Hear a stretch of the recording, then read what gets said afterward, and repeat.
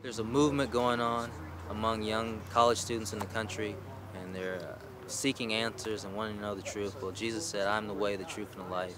And anyone who comes to the Father must come to Him." And I've had a great conversation with a young lady who grew up in a Christian household, but now she's an atheist. She has a lot of questions. I tried to provide as many as I could. I mean, obviously, I don't have the answers to everything, but I did give her a Bible, and I did give her More Than a Carpenter, and told her to take the 21-day challenge, which is reading the book of John. John has 21 chapters, reading a chapter a day, and at the end, asking God, if you're real, show yourself, make it known to me.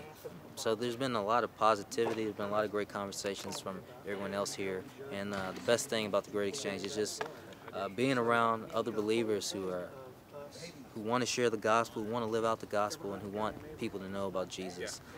So the Great Exchange, we just kind of come out and we set up a tent and have a sign that says take a survey, get a free book, and we just kind of ask students to take surveys and to talk to us about what they believe. And it's really encouraging because a lot of people are actually really open about it. They are very willing to tell you what they believe and to share from their lives and from their background.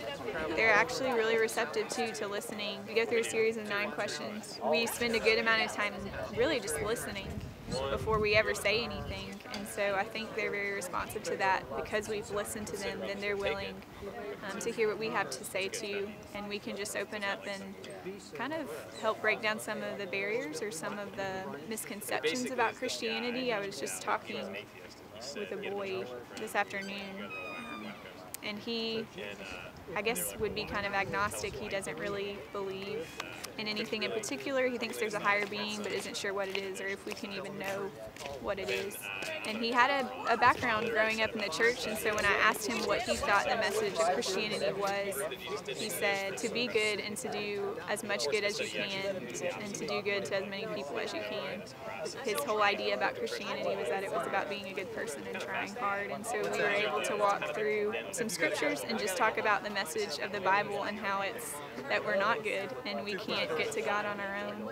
The Great Exchange title actually makes it really easy to share the gospel with people because you can really quickly point them to 2 Corinthians and show them the verse that says, "He became sin who knew no sin, so that in Him we might become the righteousness of God." And so we talk about how He took our punishment and then gave us His perfection. And so Christianity isn't about us being good, but putting our faith in Him who was good for us.